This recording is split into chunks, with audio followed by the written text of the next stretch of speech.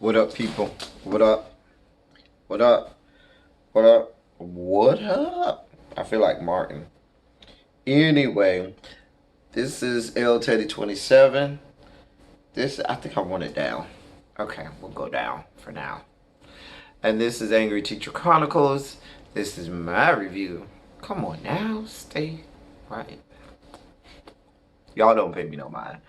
This is my review for Pose Season 2, Episode 7. 7. Alright. So we start off, Damon is at the Vogue classes. And apparently, Madonna is no longer in, the Vogue.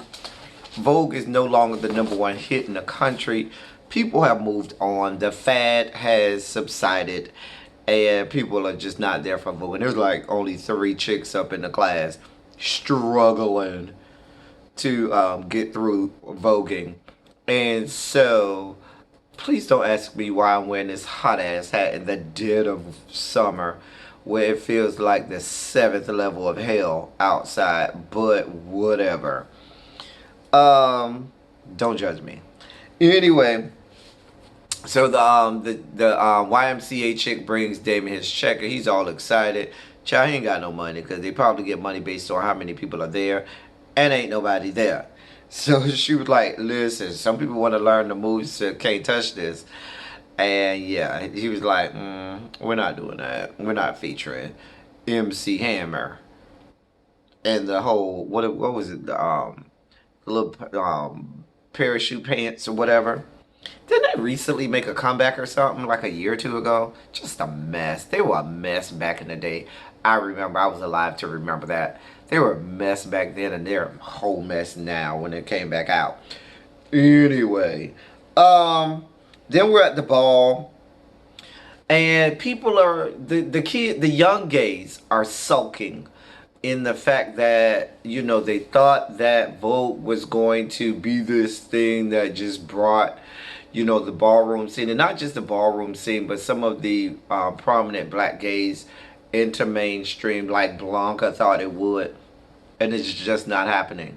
And those of us who remember that time period, who are old enough to remember back then, it didn't happen like that. It was a cute little fad for what it was worth, and then it was over. And so Pray Tell tries to talk them up and tries to, give them some motivational words to let them know that, hey, it's not that bad. We were here before. We'll be here now that it's gone. And, we'll keep going. But they're just down on everybody. Not everybody, but especially the young gays. They're down on themselves. So then we're at Blancas House. We found out Frederica is a whole ass mess, but we already knew that. So now she's putting false articles in the newspaper, giving false information, saying that they left hypodermic needles and used condoms and stuff around the salon or something like that. Something about hypodermic needles, and basically saying that they were spread, trying to make Frederica get HIV or whatever, and just really playing into people's fears at that time. What I wonder, and I know this is 1990, and I don't think it happened in 1990. I think it was 91 or 92. I should have probably looked it up, but I wonder if they're going to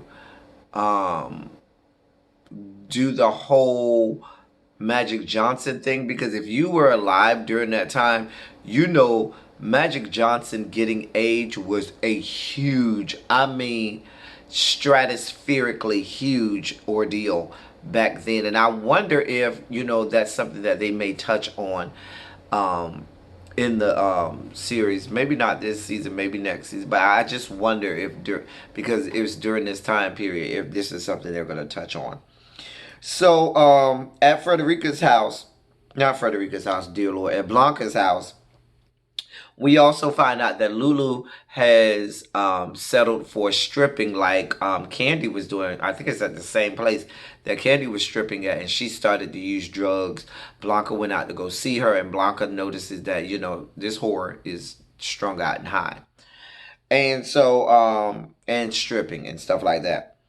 Then, so Blanca's really kind of like, listen, you know, she's talking to Pray Tell, and she's like, listen, we got to do something because these young kids, they're just not doing, you know, they're just really down right now, and they could spiral out of control. So she, because she was like, Damon and Ricky, they're just lounging around, just wasting their youth, basically wasting their youth. My grandfather used to say all the time, youth is wasted on the young. And I didn't really understand it back then when he said it. But now that I'm older, I can't help but agree. Youth is certainly wasted on the young. Because when you're young, you oftentimes, most people waste their youth. I'm just saying, but yeah, you know, they're being young men. And young men left to themselves, just like little boys, young men will sit around the house just dirty, just lounging around, not bathing, and just being just dirty and stinking up the house. That's what young men do, just like little boys. They don't want to take baths. And I thought about that when she said, y'all need, when she told Ricky, you need to shower or something like that. That's what Blanca told Ricky. So Pray Tell was like, listen, we are the elders now, and we got to find a way to make this better. So he says, I have a plan. So Pray Tell comes up with this dramatic plan. Excuse me.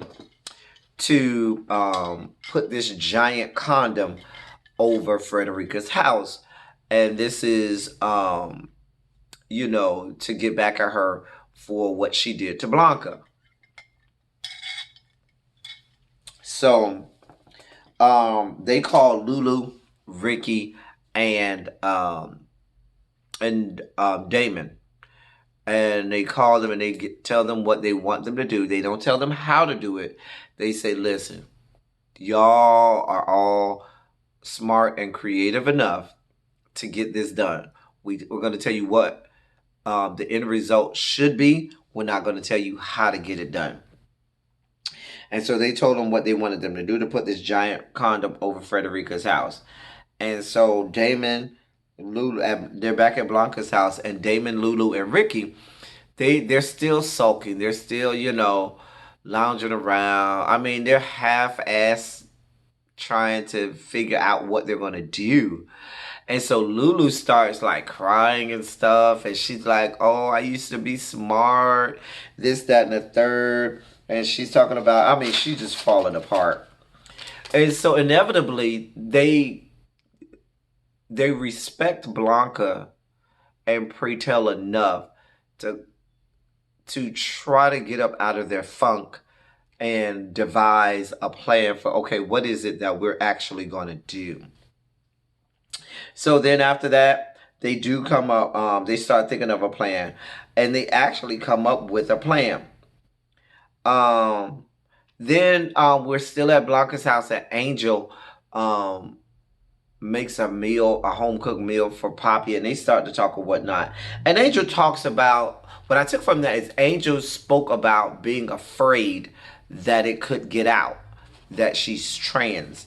And if you recall, back in the episode where she took those, where Miss Ford recommended her to the photographer to take those professional photos, and the photographer ended up, you know, taking pictures of her with her genitals and stuff like that, this, that, and the third.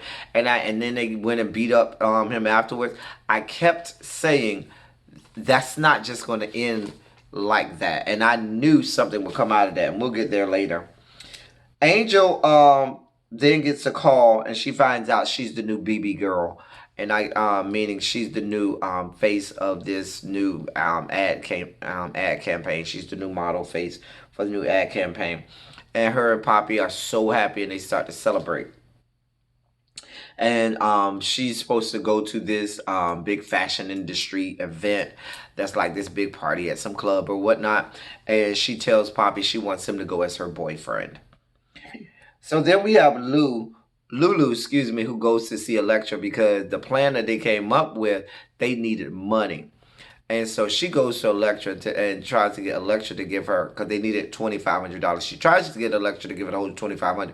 Elektra's like, listen, I'll give you 1,000. And she really does a great job. Lulu, you really start to see what Lulu can do, because Lulu, for the last season and a half, has been really in the background. You don't get a lot of information about who Lulu is and what Lulu can do.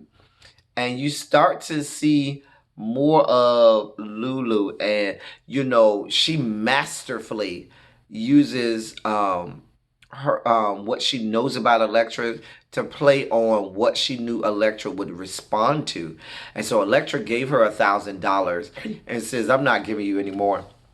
And then Elektra tells her, but listen, mother will show you how to make more money. And Elektra then introduces her to the whole dominatrix lifestyle. And, that's how Lulu's going to make the extra money. Then we see Papi and Angel at this fashion industry party at this club or whatnot. And they're there together. We learn Papi's name, Esteban. And later we find that they end up taking cocaine. And this is what you do back in those days in the 90s, and even still today probably. When you're at a fashion industry party, you're in VIP, you take drugs, cocaine. And that's what was going on. They knew that it was a bad idea. Papi even talked about how the Blanca does not allow that, and how, what happened to him last season with the weed or whatever. And so Angel convinces him to take it. And so they take it. These whores were high as a giraffe's coochie, okay? I mean, they're high as a giraffe's coochie. They are high as all get out. And they fuck down. Listen. Baby shark do. That image of a naked Papi laid in that bed. Do Jesus and do him well. I'm here for Papi. All parts of Papi. Whew. Damn, Papi. That's what I want to be screaming. Anyway, moving on. And then, okay, so now it's time to go ahead and, do, execute the plan to put this condom on the house. So they obviously got everything paid for and taken care of. They got this company that makes inflatable houses to like the bounce houses. They got them to make this huge condom to go with the house. Anyway, so they stay at a hotel close to Frederica's house. I think it was off in the Hamptons. It was in some rich area that wasn't nearby. So they stay at a hotel the night before. Elektra is being Elektra, okay? And was like, listen, I ain't sleeping with you whores. I'm too high class for this. And so this, that, and the third. Now, Ricky, Damon, and Praytel are supposed to sleep in a room together. Ricky said, Damon said, listen, you ain't sleeping in no fucking bed with me. You gonna sleep on the fucking couch. So Ricky goes to the office to go get a cot. I'm not couch, cot. Damon is in the room, Damon. Damon goes to go get the cot because Ricky's supposed to sleep on the cot. Ricky stays in the room with Praytel, and they start to chat it up. And Ricky tells Praytel that Chris, the guy who he slept with, who he dated, or who he cheated on Damon with, called him and told him he had tested positive for HIV. And Ricky tells Praytel, oh, but it's okay because he just sucked my dick. Now, I said in one of my previous reviews that I never believed Ricky when he kept testing and saying that he was HIV negative. I definitely didn't believe him. I wrote down in my notes that Ricky was lying when he said he did not sleep with Chris and Chris only sucked his dick. Nobody believed that. I wrote down here that Chris probably got HIV from Ricky, but that's just what I wrote in my notes. But there was this whole flirtation thing going on at this time, even in the hotel room between Ricky and Pray Tell. And I was like, it gave me pause. Definitely gave me pause. And so then next we're at Frederica's house, the whole situation where they're putting the condom on top of the house. They get the news to come out so that they could tape it because they said the news love angry gays. The one thing I took from this is I absolutely, positively, and wholeheartedly adored Elektra in this scene. Elektra was being Elektra. She was phenomenal. And I can't even tell you all about it. I would do it no justice trying to tell you about it. You got to go and watch Elektra in this scene because she was totally all parts of Elektra, and I was here for it, and I loved her in this scene. Next, we're back at Blancas house. Damon catches Angel and Papi taking the cocaine. And Papi makes Damon promise not to tell Blanca. Because Damon is like, I don't know what y'all know Blanca ain't with this bullshit. And Papi makes Damon promise not to tell. And Angel kind of throws it out of the window, says, see, I'm throwing it away. We all know, once you start to take it, that's it. But they're basically there and they're celebrating their accomplishments. They're celebrating. There was this whole this dichotomy of you seeing the elders reaching out and pulling up the young gays, the elder gays, pulling the young gays up, into their own, into the light, pulling them into the limelight so that because now it's their time to carry the torch and banner for the LGBTQIA community, specifically those of us of color. And you see this play out generation after generation. And one thing that when they were in the hotel, Pray Tell says to Ricky is he remembers when he was a young gay and the elders back then, there were so many of them that could feed into his life, but during that time there wasn't as many because many of those elders were dying off because of the virus. But even now, I consider myself an elder. I'm not going to tell you my age, people, but some people have already started to figure it out. But anyway, I'm considered, more so of an elder now. And I have gay children that are in their late 20s and 30s. And they definitely look up to us us elders for guidance. And I often tell some of my peers that are my age that are, those of us that are elders, and even here in the YouTube community, you have those of us that are elders in the LGBTQ community. It is our responsibility to pull up those younger gays and let them know, show them the way and show them how to continue to carry the torch and be their most authentic selves and be, role models and examples for what it means to be LGBTQIA person of color. And I know I just went off on a tangent, but that was something that really screamed at me this episode. So I also like the symbolism here because you see Lulu, Damon, and Ricky celebrating them coming to the forefront and coming into their own. Couple that with last week's episode. Remember last week's episode spotlighted Pray Tell and Blanca, who are the elders, and who were their background singers. It was Ricky, Damon, and Lulu. And they were the background singers. They were in the background, Lulu, Damon, and Ricky. And you have Blanca and Pray Tell who were in the forefront last week. And so now you have this transition this week where now Lulu, Damon, and Ricky are being handed the torch from Pray Tell and Blanca. And it's now their time not to be background singers anymore. Now it's their time to come to the forefront. And I loved that whole symbolism there. Blanca is back in her shop. They went to court. The court's found in her favor, so she's back in the shop. Frederica comes and Frederica tells her, bitch, you better watch yourself when you leaving here because this ain't no good neighborhood and you never know how your ass might get fucked up. So she's threatening Blanca and Blanca's like, girl, I ain't here for it. Threaten all you want, girl. I'll be here. And so that was that. Let's see how that plays out. Blanca, and then we're back at Blanca's house. Lulu talks to Blanca. And she tells Blanca because now she's reinvigorated. Now she has a sense of purpose. So she tells Blanca, listen, you've inspired me. And, you know, she's grabbed hold of this torch. She's saying, I'm going to go to community college. And I think she says she was going to study accounting. So she's now invigorated. And this is a great thing. I love to see this because this has to happen. There has to be that continual passing along of the torch.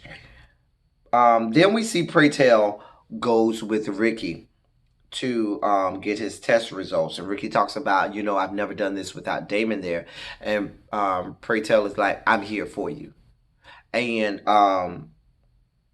there's this flirting. Again, flirting between Ricky and Pray Tell. We'll see how that goes. But Ricky finds out that he's positive. And I think it was more important for Pray Tell to be there than Damon. Because when Ricky came out of that doctor's office and the way he broke down in Pray Tell's arms and that cry, that guttural just from the pits of your belly, just cry that he let out. That was some pain right there. And you need someone, it wasn't right for Damon to be there. That he needed someone who was mature, someone who could literally hold him up, and someone who had been there, done that, and could be there to truly not just support him, but be that safety net to allow him to just release and just really get it out. And it was great seeing that. Just great seeing, you know, that whole image right there really spoke to me right there. Almost took me out. I mean, that scream, that guttural just from the pits of your belly, you know, scream, sob, moan that Ricky let out at that moment. They almost took me out right there, but I ain't let y'all take me out this week. Y'all ain't gonna keep taking me out. Y'all ain't gonna keep taking me out like that. But that was a great scene. Last scene we see is Angel. She's at the modeling shoot for her biggest, you know, thing thus far.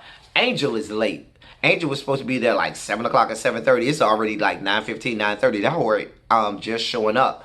Strung out and high as a giraffe's coochie. So obviously this whore is still taking the drugs and it's affecting her work. And so Mrs. Ford tells her, she said, listen, whore, I've seen a whole lot of great talent burn out and get strung out on drugs, and you're falling into that. But she works with her still. She tells the, you know, makeup people and the photographer people and all of that to come. And who's the photographer? The fucking guy who did her professional photos that took the images of her and Papi and Blanca came and beat him up. Him. And it goes off right there. And like I told you, I knew this wasn't the end of that. This is 1990. There's no way they thought they were going to get away with doing that to that young man, to that photographer who's a big time photographer, and nothing was going to happen. And it went off there. I'm curious to see how this plays out. I'm so excited. I think we only have like 1 or 2 more episodes left, and I'm so sad about that. But I'm so excited for what's going to happen next. Y'all leave y'all comments. Let me know what you think. Let me know your thoughts. I'm going to be in the comment section with you like I always am. That's all I got for y'all this week. We'll be back next week. That's all I got. Thank y'all for coming. I get this tied. Ooh. Y'all don't pay me no mind, okay? Thank y'all for coming. Y'all drive safely.